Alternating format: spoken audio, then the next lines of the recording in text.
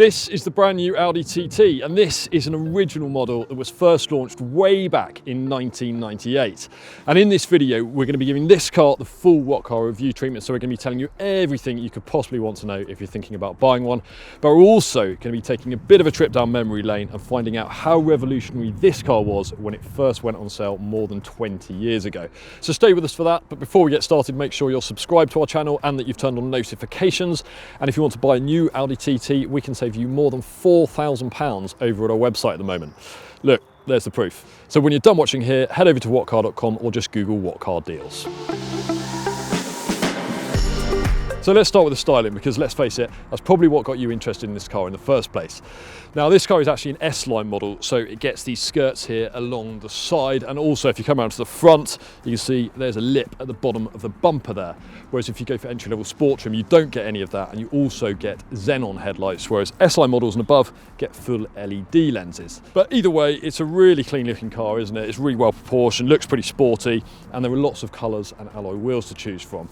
This car has 19-inch wheels, whereas you can go up to 20 inches, although that's not necessarily a wise thing to do, as we'll come on to explain later on. For an extra £1,800, you can opt to have your TT without a roof. Well, rather, you get a fabric one that you can fold up and down electrically.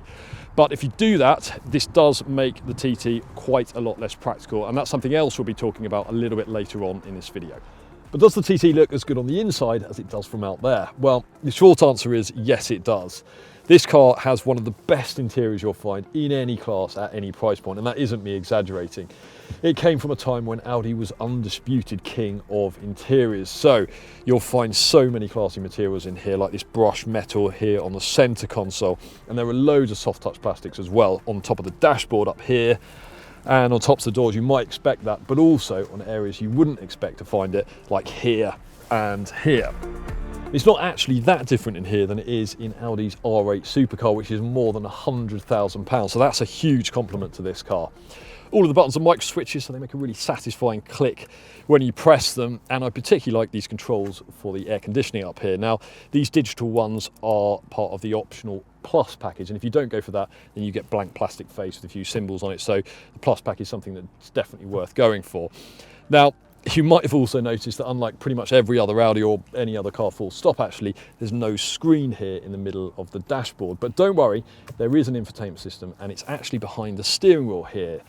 A lot of Audis have one of these, it's called a virtual cockpit, but in the TT, it doesn't just display things like the speedo and the rev counter and the sat-nav directions.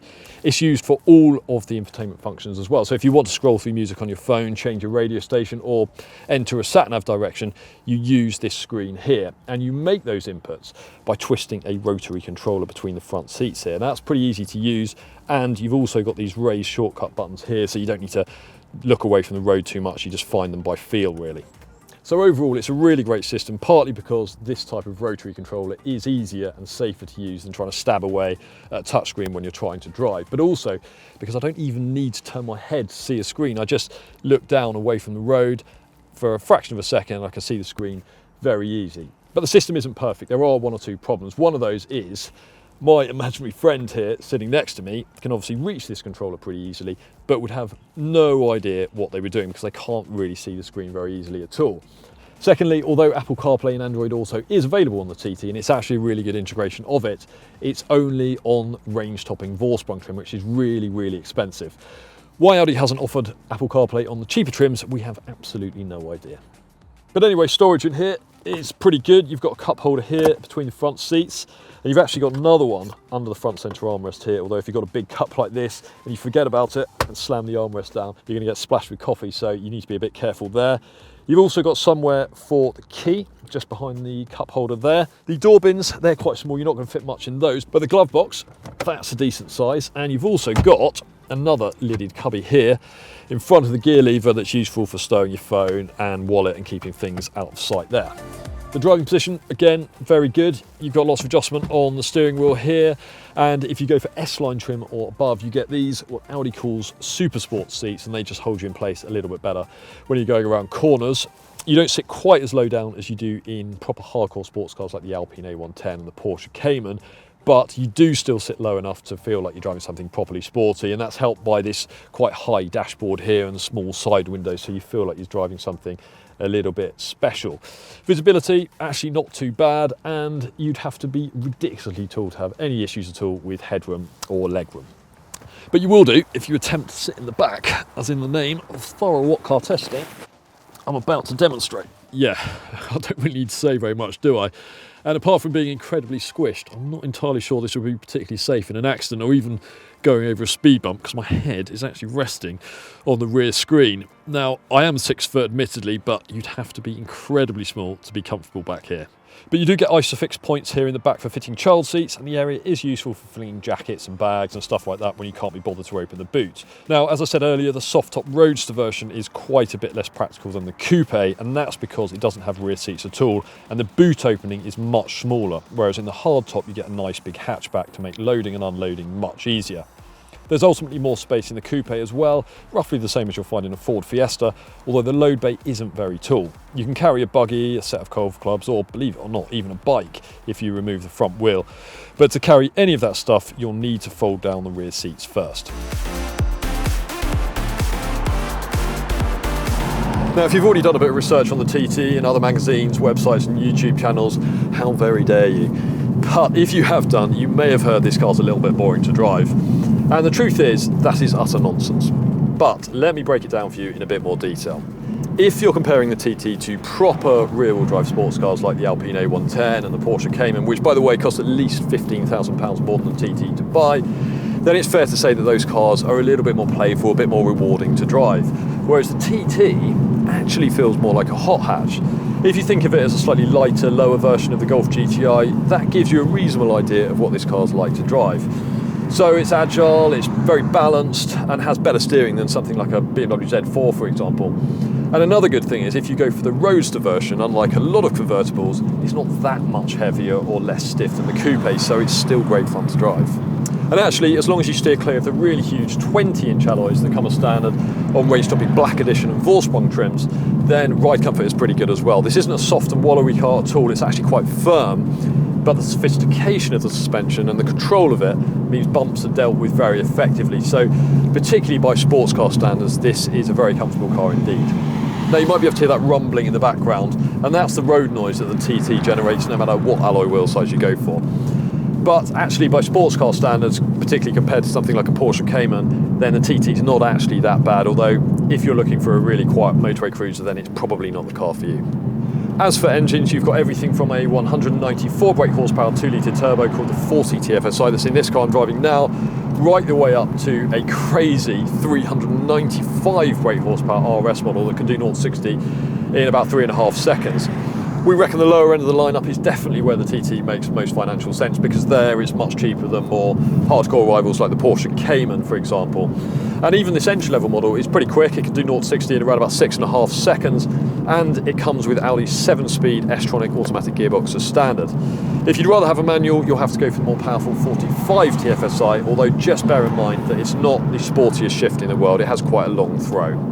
If you go for that 45 TFSI, you'll also get the option of four-wheel drive or quattro in Audi speak, and that is worth considering because the only thing about these front-wheel drive models is that when it's been raining, if the road's a bit slippery, when you accelerate hard out of a corner, the front wheels do struggle for traction a bit. You can feel them start to slip up. It's not a safety issue at all, but it just is a little bit annoying. You don't get that at all in the quattro models, but they are a bit heavier, so they're not quite as fuel efficient.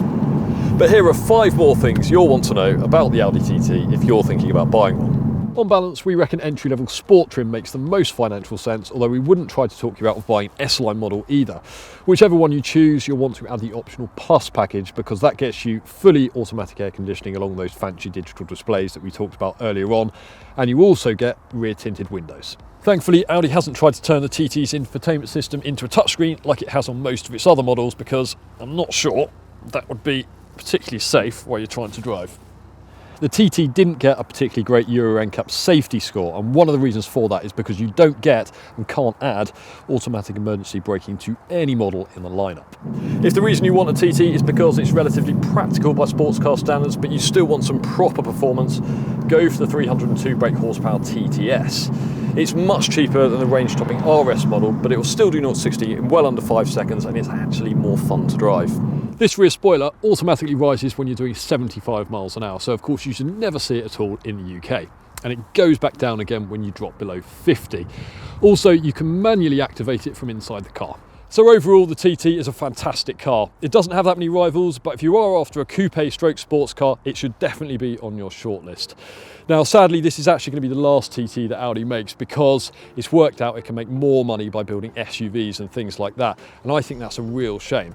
So we thought it would be a good time to have a look back at where it all started with the original Mk1 TT. Now this car is actually from Audi's heritage fleet. It's very early, and you can tell that because there's no spoiler here on the back, so the look is super clean. Now I'm old enough to remember when this car first appeared, and I remember it looked like nothing else on the road at the time, and almost identical to a concept car that Audi unveiled back at the 1995 Frankfurt Motor Show. So this design is 25 years old and it still looks great, doesn't it? But we want to know what you think.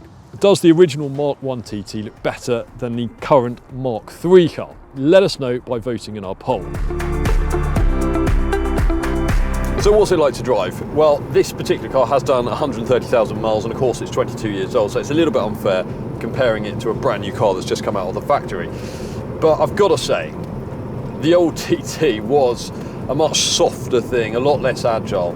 And you can feel that when you turn into corners because the steering's a lot slower. It doesn't give you a great sense of connection with the front wheels. And if you do push on, there's a reasonable amount of grip, but there's also quite a lot of body lean. So if you're looking for something that's fun through the corners, then this car is not a patch on the new car. What I would say though is this car is fairly quick. Admittedly, a minute ago I was driving the entry-level version of the latest Mark III car. But this car actually has more power. It's a 1.8 turbocharged 225 brake horsepower petrol.